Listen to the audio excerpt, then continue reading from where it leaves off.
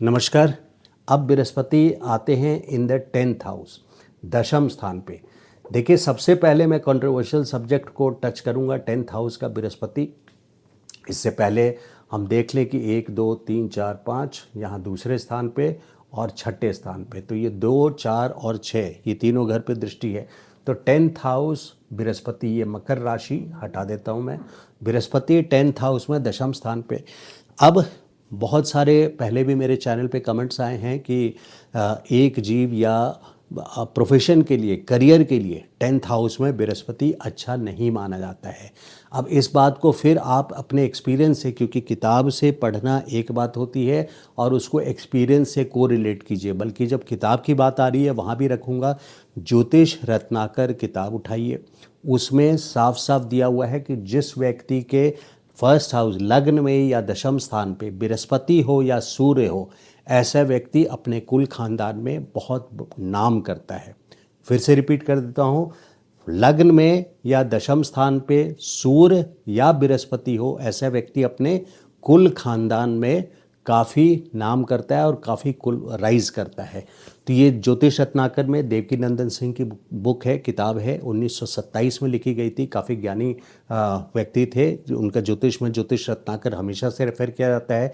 तो बृहस्पति 10th में out of practical experience आप 5 कुंडली उठा लीजिए, 3 कुंडली उठा लीजिए, आप ये देखेंगे कि 10th हाउस में बृहस्पति एक बहुत अच्छे प्रोफेशनल करियर को दिखाता है। यहाँ कोई एक कमी जरूर कर सकता है, लेकिन वो कमी ज़रूरी नहीं है कि आपके बिजनेस को ही बिगाड़ देगा या आपके प्रमोशंस आपको नहीं होने देगा, ऐसा नहीं है। बृहस्पति किसी और चीज़ में, क्योंकि ये मान सम्मान का भी घर है, किसी एक चीज़ में ये कमी कर सकते हैं बृहस्पति यहाँ पे। तो 10th हाउस का बृहस्पति इस वजह से यहाँ से 5वीं दृष्टि सोर्स ऑफ इनकम के लिए। तो सोर्स ऑफ इनकम में कैश फ्लो, कर्म द्वारा कैश फ्लो आते रहना, यानी जो आप कर्म करेंगे उसका आपको कैश फ्लो में रिटर्न मिलता रहेगा, ये 5वीं दृष्टि बृहस्पति की बताती है। अच्छा, अब जो 7वीं दृष्टि है चतुर्थ भाव पे, ऐसा व्यक्ति अपने घर में, मतलब कभी न कभी जीवन काल में घर बनाता ही है या उसको फिर वो अच्छे घर में रहता ही है, क्योंकि ये रियल स्टेट का घर है, प्लॉट का, फिक्स प्रॉपर्टी जिसको बोलते हैं, प्लॉट का घर है, प्लॉट है या ज़मीन है, जायदाद है। जायदाद से मेरा वेल्थ मतलब नहीं है, ज़मीन फिक्स प्रॉपर्टी की बात कर रहा हूँ। प्लॉट है, कोठी है, फ्लैट है।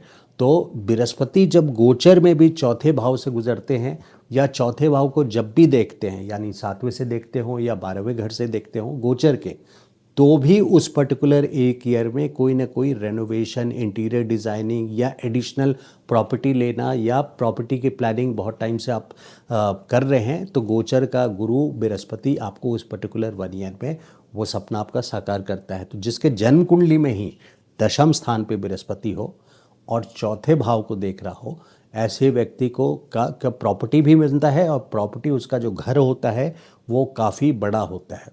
और इनकी जो मदर है, माता है, वो भी काफ़ी रिलीजियस होती हैं और काफ़ी अच्छा नॉलेज रखती है। अब देखिए यहाँ पे छठे घर पे जो दृष्टि है, 9th एस्पेक्ट बृहस्पति का, तो छठे घर में यानी जो भी रोग होगा, जो भी दुश्मन होगा, रोग रिपुण शत्रु जो भी होंगे इस व्यक्ति के, उसका नाश होता रहेगा, यानी विक्ट्री ओवर एनिमीज़।